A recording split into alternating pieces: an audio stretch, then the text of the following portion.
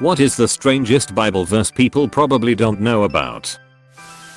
Judges 19:22/0. They were inside enjoying themselves. But some of the evil men who lived in the city surrounded the house. They pounded on the door. They shouted to the old man who owned the house. They said, "Bring out the man who came to your house. We want to have sex with him." 23/0. The owner of the house went outside. He said to them, "No, my friends. Don't do such an evil thing. This man is my guest. So don't do this terrible thing." 24/0. Look, here is my virgin daughter. And here's the Levite's concubine. I'll bring them out to you now. You can have them. Do to them what you want to, but don't do such a terrible thing to this man. Hospitality customs in those times sound hardcore. In medieval times it was custom to offer your daughter to passing knights. Thus shall you say to David, "The king desires no bride price, except 100 foreskins of the Philistines, that he may be avenged of the king's enemies." I had them turned into a wallet. But if you rub it, it becomes a suitcase. 2 Kings 2:23-24. From there Elisha went up to Bethel. As he was walking up the path, some small boys came out of the city and harassed him, chanting, "Go up, Baldy, go up, Baldy." He turned around, looked at them, and cursed them in the name of the Lord. Then 2 female bears came out of the woods and mauled 42 of the children. Baldy, huh, oh yeah, how about bears, bitch? He speak unto them. Bears beats Baldy Star Galactica, you're adorable.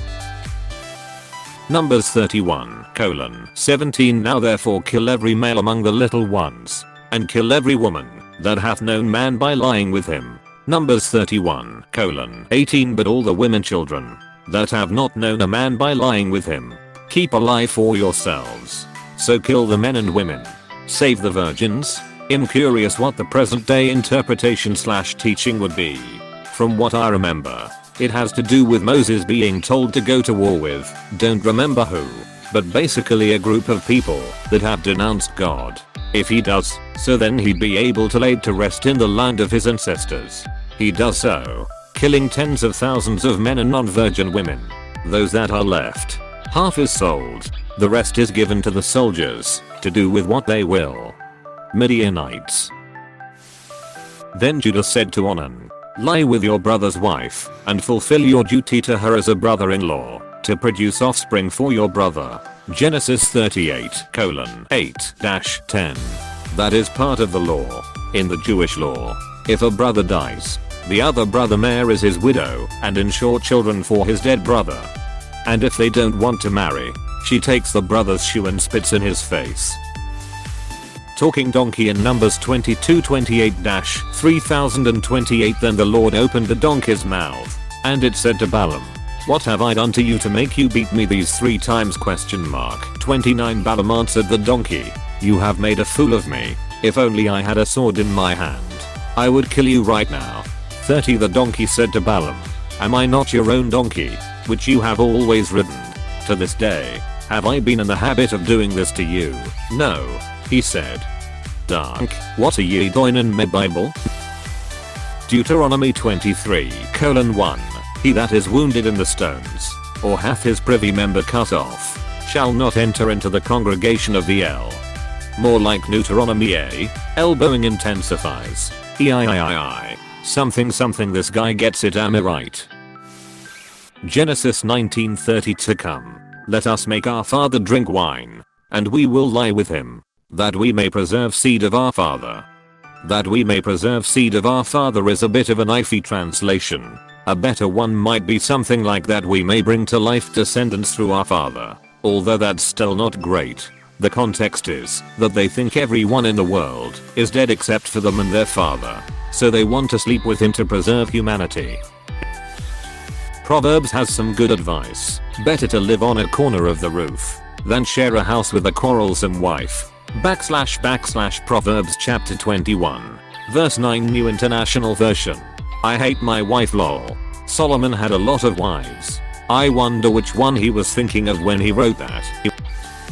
But Zipporah took a flint knife, cut off her son's foreskin, and touched Moses' feet with it. Exodus 4:25. The image. Dear God. Why? She lusted after lovers with genitals as large as a donkey's and emissions like those of a horse. Ezekiel 23:20. I have so many questions. First, what the hell would a modern interpretation or teaching be? Second, what? It was discussing the sins of Israel, who were becoming more like the Egyptians, Assyrians, and Babylonians, worshipping false gods and pursuing idols. These were often fertility gods, such as Asherah and Baal. It's meant to demonstrate how the lure of idolatry is in many ways similar to the lure of sexuality and hedonism. Thanks for actually explaining it. It's a remarkably lewd sentence that definitely requires some background information.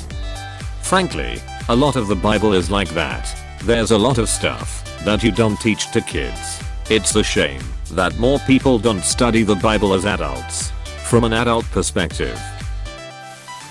There's the one about golden dildos. You also took your beautiful jewels of my gold and of my silver, which I had given you, and made for yourself images of men, and with them played the whore. Ezekiel 16:17. Honestly, the entire book of Ezekiel is an erotic ecstasy and LSD trip. The apostle Paul mockingly saying the Pharisees should cut their dicks off. I wish those who unsettle you would emasculate themselves. Galatians 5:12. I thought this part was hilarious when reading it. Paul is a pretty funny guy. Hosea was a minor priest who, by God's command, married a prostitute.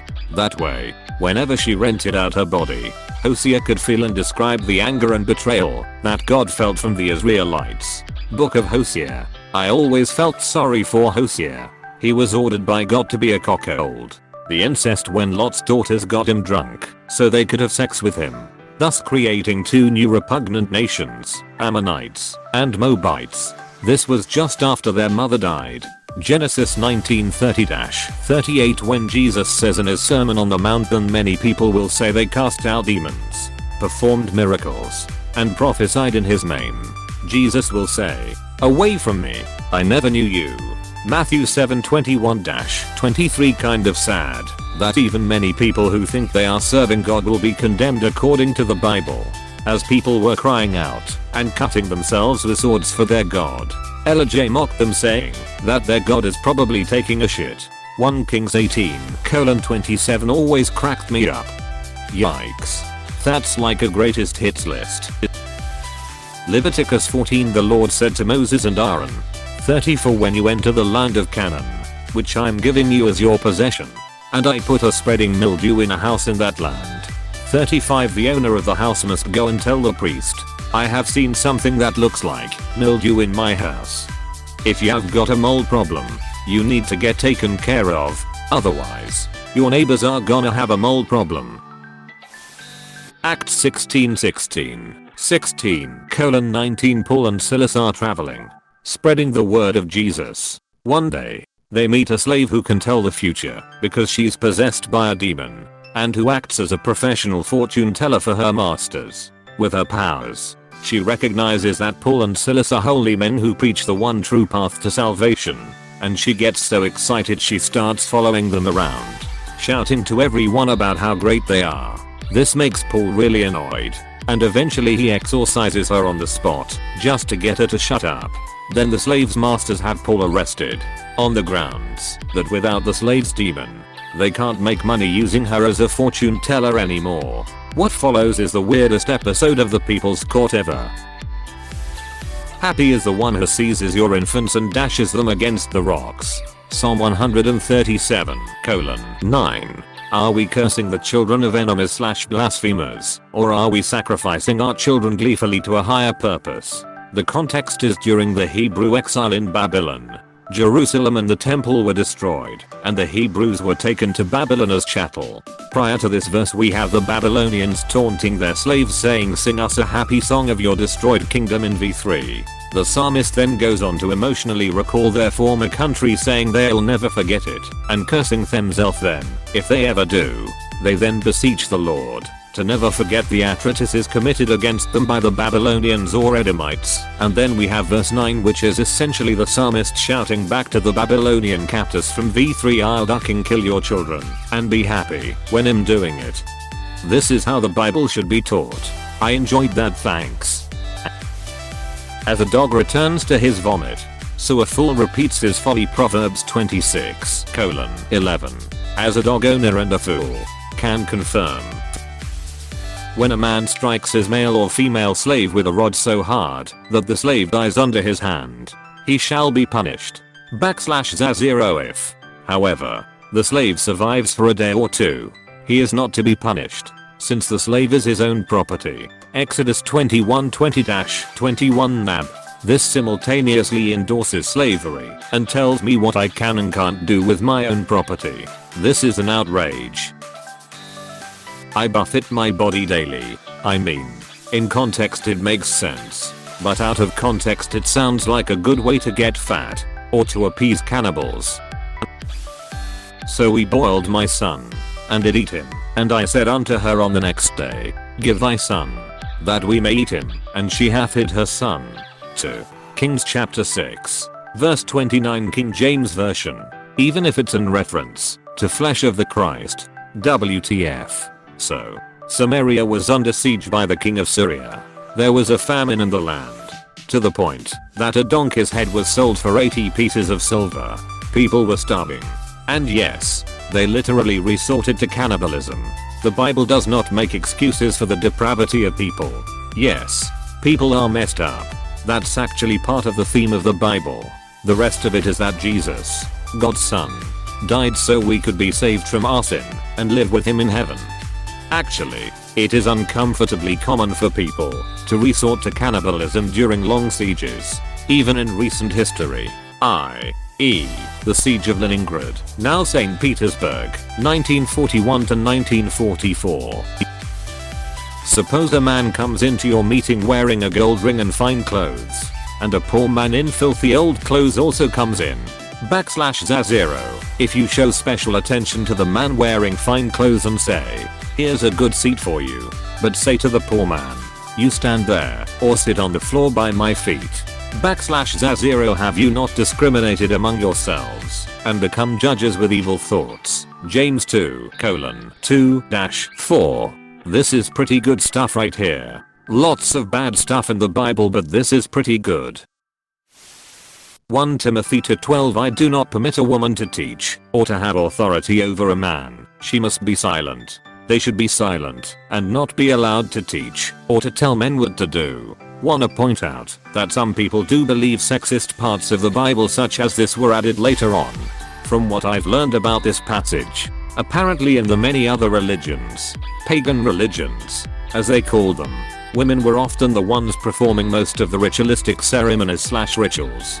This verse was directed towards them, since before coming to the church, they had no prior knowledge of the culture of the church, and how it varied significantly from their previous forms of idol worship. It makes more sense when you look at passages like Titus 1, where Paul, also the author of 1 Timothy, encourages older women to disciple younger people in the church, as well as encouraging younger women on how to be good wives and faithful teachers to their children. Hey, thanks for watching, and don't forget to subscribe.